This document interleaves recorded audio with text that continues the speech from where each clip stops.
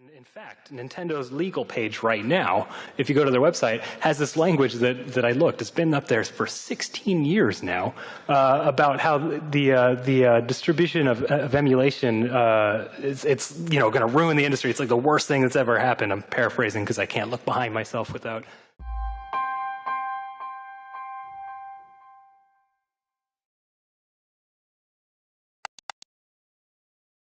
Notice this last question where how come Nintendo doesn't take a step toward legitimizing emulators? That's like asking why Nintendo doesn't legitimize piracy. It doesn't make any business sense. Except they actually have legitimized emulators by selling you emulators. The virtual console is nothing but emulations of Nintendo games.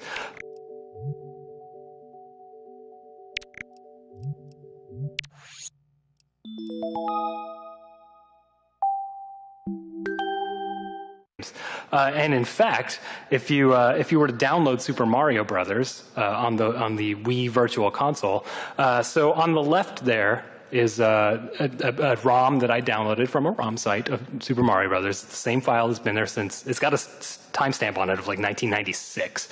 On the right is Nintendo's Virtual Console version of Super Mario Brothers. I want you to pay particular attention to the hex values that I've highlighted here. That is what's called an INES header. An INES header is a header format developed by amateur software emulators in the late 90s. What's that doing in a Nintendo product? I would posit that Nintendo downloaded Super Mario Brothers from the internet and sold it back to you.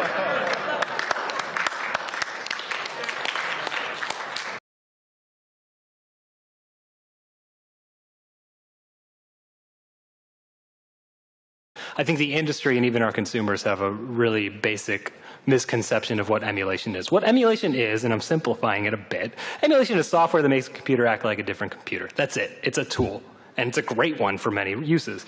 Emulation is not illegal. It's not threatening. It's not unprofessional. It's not lazy. It's not the same thing as software piracy. It's not free. No one has ever ruled an emulation illegal. It's never happened.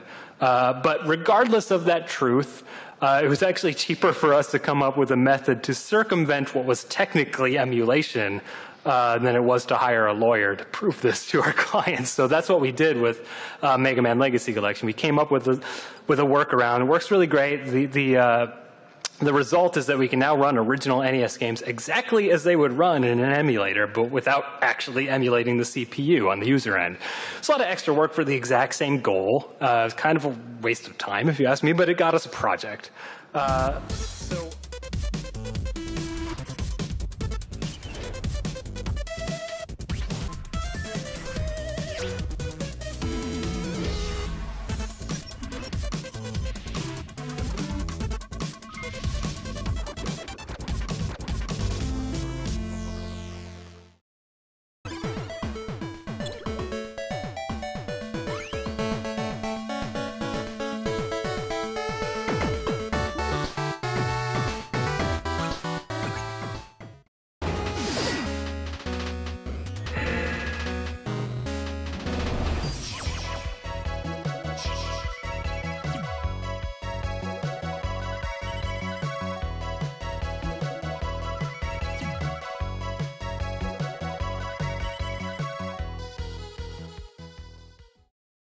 Again, our goal is to have the best game machine in the world. Now, this is another game machine. It's the most popular game machine in the world.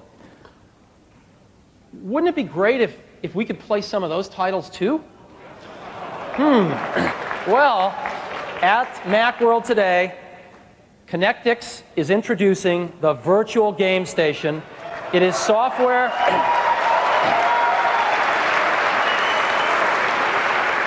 It is software that they're going to sell for $49 that turns your Mac into a Sony PlayStation. It plays a few hundred.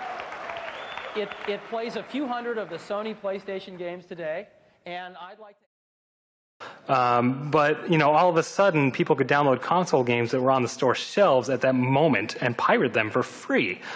Console piracy has always existed, but the barrier to entry was high enough that this was a niche segment of the market requiring special hardware or modifying your console. But, for the first time in history, console games were on the same level as PC games as far as ease of use to pirating. So this is when you started, this is when that discussion became public. This is when lawsuits started getting thrown around. In fact, Sony did take Connectix to court. And, they lost. The judge, over a 1.5-year trial or something like that, found that Connectix was not violating any of Sony's trademarks or patents. It's funny, like, this was not just a Sony versus Connectix case. Sony was backed by Nintendo and Sega in this court case. Like, this was the console game industry versus emulation, the court battle, and emulation won.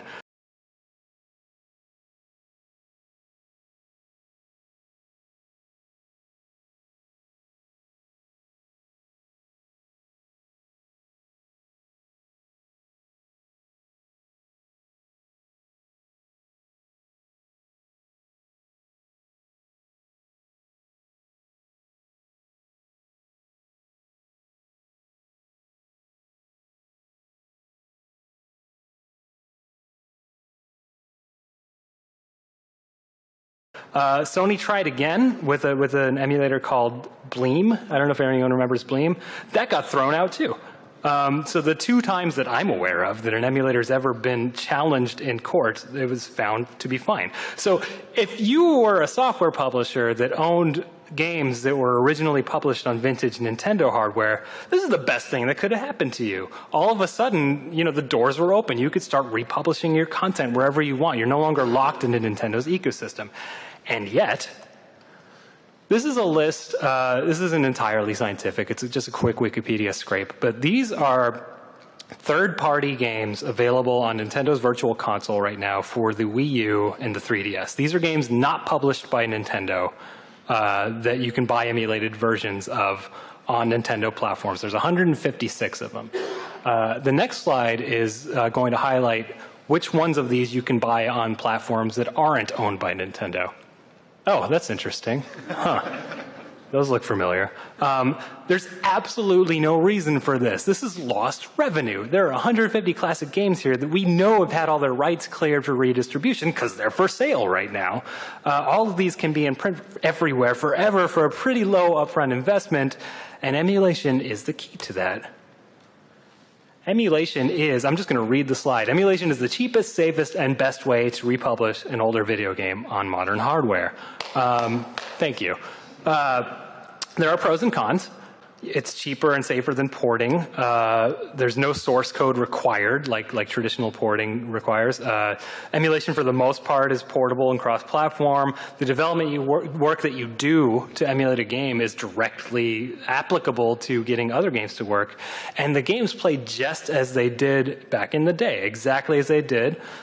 Cons, they play exactly as they did back in the day. It's very difficult to fix legacy bugs. You can't really go in and easily change, system limitations that would require, that would make games flicker and stuff like that.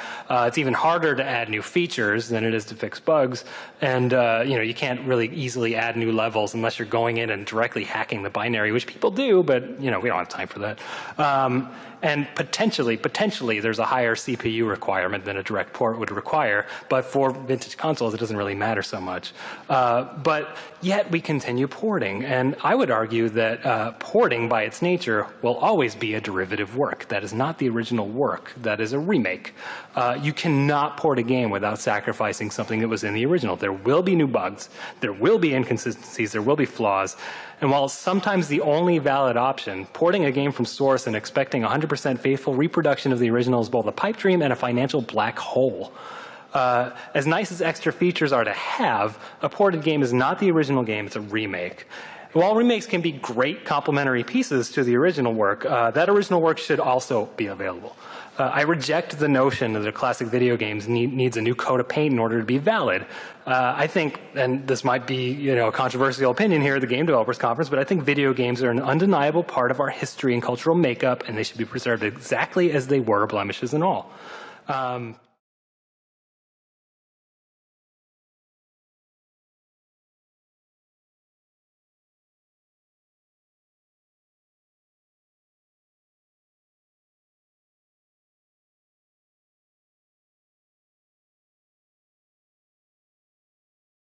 You can only get the remake of DuckTales. The original is just gone. It's been out of print since 1989.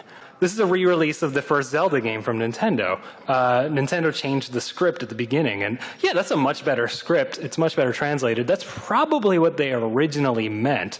And maybe Lucas originally meant for Greedo to shoot first. Let's just keep that and throw the original away. And these are remastered graphics. They're new.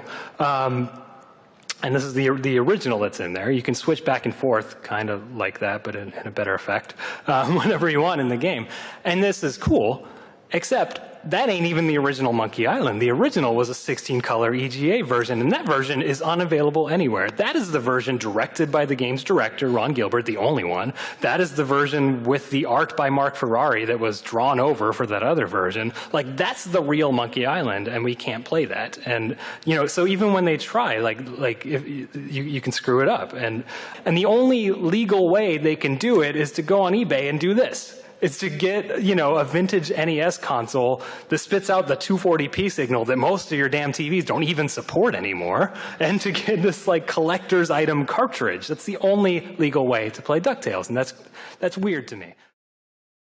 We demonized emulation, and by demonizing emulation instead of embracing it, we've devalued our heritage. Emulated classic console games are now presumed free. By not embracing it as a tool, we've relegated the majority of our past to piracy, and that's sad. Not because I weep for the lost revenues of corporations, but because this has had a direct impact on keeping our very history alive, on maintaining the franchises that we love, on supporting the creators that made them, and all of this could have been prevented if we'd embraced it instead of fighting it, but we messed up. The biggest expense in keeping a movie in print is the upfront cost of digitally scanning it. Every film has to be scanned, digitized, and cleaned up, but it's not really that expensive. But the thing is, once you have a scan of a movie, you have a master file that is very, very easily portable to any format. You probably send a raw file to Amazon, and they just push a button and encode it and push it live, and that's it. So you have this method of getting a really direct copy of the movie. That's more or less pristine, and you have ways of deploying it very easily. And it's real sad that we can't do that for games, right? We have no notion of scanning a game. We have no notion of codecs for games, right? No, of course we do. Video games are just binary files. You can make a perfect copy of a game easily. It's actually in a better state than film. And guess what? You often don't even have to do the work of digitizing those games because the pirates have done it for you. So just go on the internet and take it if you want to. I posit that an emulator is just a video codec for playing video games, and we got to start thinking about it that way. Or if you prefer, I think a video codec is nothing but a film strip emulator. And this is the mindset that I think this industry needs to be in order to push, our back catalog back in print and make me happy. So, every time we re-release an old game, we sort of reinvent the wheel, and we port it or we build an emulator from scratch, and we just all this wasted effort for no reason, with one exception. All right, so here's an interesting selection of games. Does anyone know what the common thread here is between these games? Yes?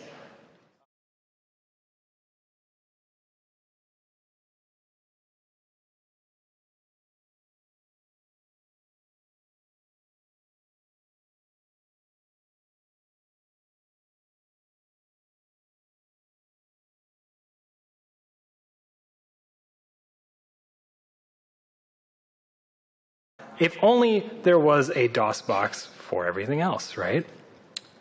Some news happened a couple weeks ago. Some of you might have missed it. Some of you might have not. MAME just went open source on March 4th of this year. MAME, as you may or may not know, is the standard for arcade board emulation. It emulates thousands of them. I mean, I don't even know what the count is anymore. And it's been around since '97. And if you read the text, it is now being distributed under that exact same GPL2 license. We are now in a situation where we can use MAME for commercial releases, and that's not all. In May of last year, MAME absorbed its sister project, MESS. What MAME was for arcade games, MESS was for everything else.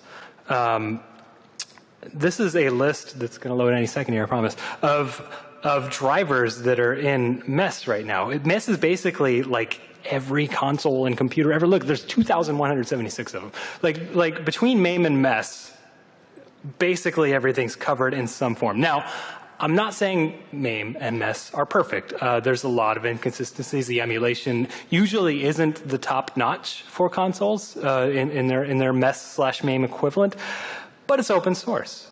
We've already begun the process internally of porting MAME to our own tech. I don't know if, we have no commercial products that we're using it in right now, but I wouldn't be surprised if that happens. And I would be shocked and frankly a bit offended if we're the only ones that are smart enough to do this. I want to thank you all very much for coming to my talk. It's about all I've got. Couple reminders. You will get an